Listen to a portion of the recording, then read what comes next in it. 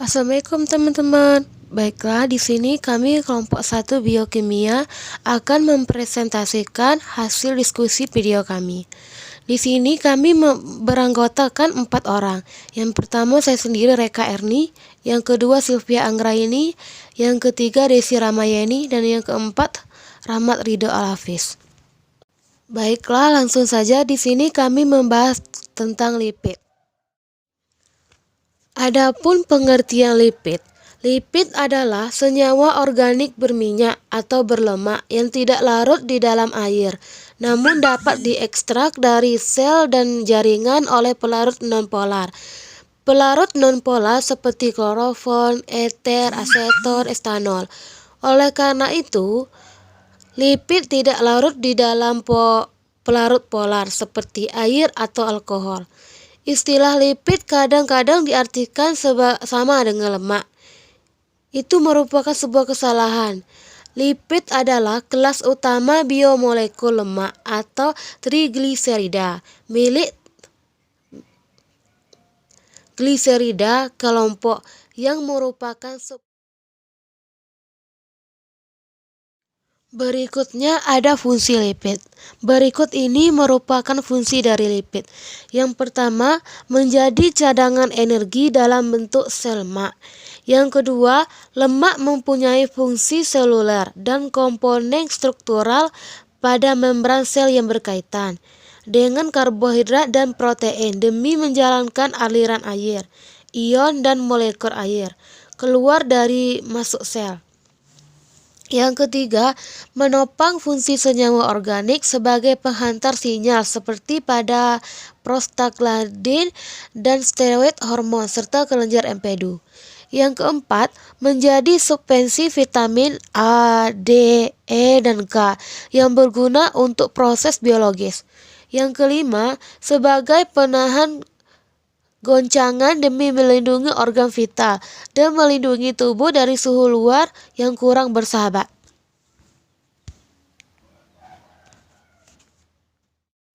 Berikutnya ada sifat-sifat lipid. Berikut ini merupakan sifat-sifat dari lipid. Yang pertama, tidak larut di dalam air. Yang kedua, larut di dalam pelarut organik seperti benzena, eter, aseton, klorofon, dan karbon tetraklorida.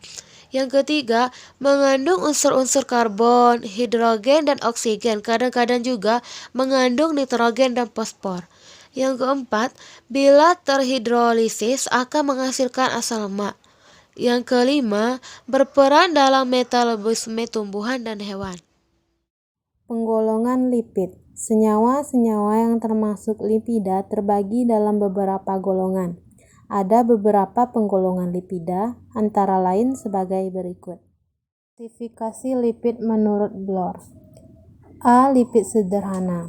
Lipid sederhana adalah suatu bentuk ester yang mengandung karbon, hidrogen, dan oksigen. Jika dihidrolis, menghasilkan asam lemak dan alkohol.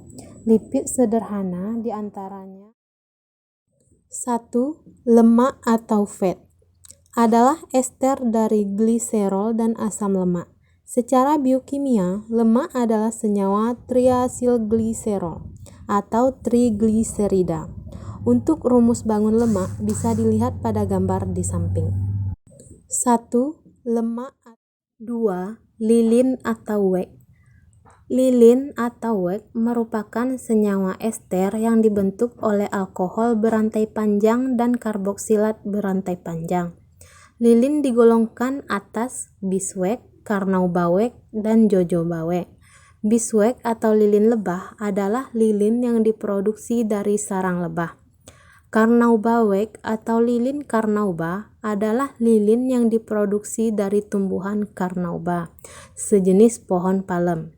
Jojoba wax adalah lilin yang diproduksi dari tanaman jojoba atau Simonsia sinensis.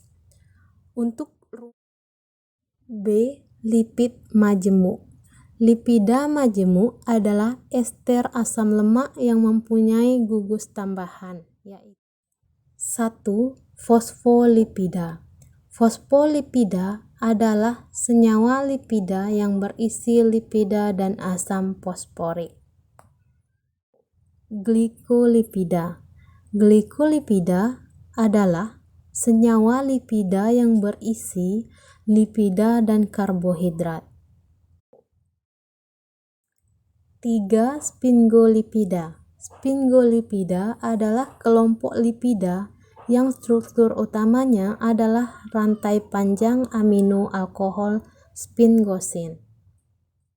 4. Lipoprotein. Lipoprotein adalah senyawa lipida yang berisi lipida dan protein. C. Lipid turunan. Lipid turunan adalah ester asam lemak yang gugus tambahan dan merupakan kelompok lipid. 1. Asam lemak. Asam lemak adalah senyawa alifatik dengan gugus karboksil. Asam lemak terbagi atas dua golongan, yaitu asam lemak jenuh dan asam lemak tak jenuh. 2. Steroid. Steroid adalah senyawa organik lemak sterol tidak terhidrolisis yang dapat dihasilkan reaksi penurunan dari terpana atau squalene. Lipid berdasarkan gugus nonpolar dan polar. 1. Lipid nonpolar adalah lipid yang mengandung gugus nonpolar, contohnya kelompok lemak. Adapun fungsinya berperan dalam metabolisme sebagai cadangan energi. 2. Lipid yang mengandung gugus polar dan nonpolar, contohnya fosfolipida, yang berfungsi berperan dalam membran sel dan organel untuk melindungi isi sel dan organel sel dari lingkungan. Sumber itu sumber nabati dan sumber hewani.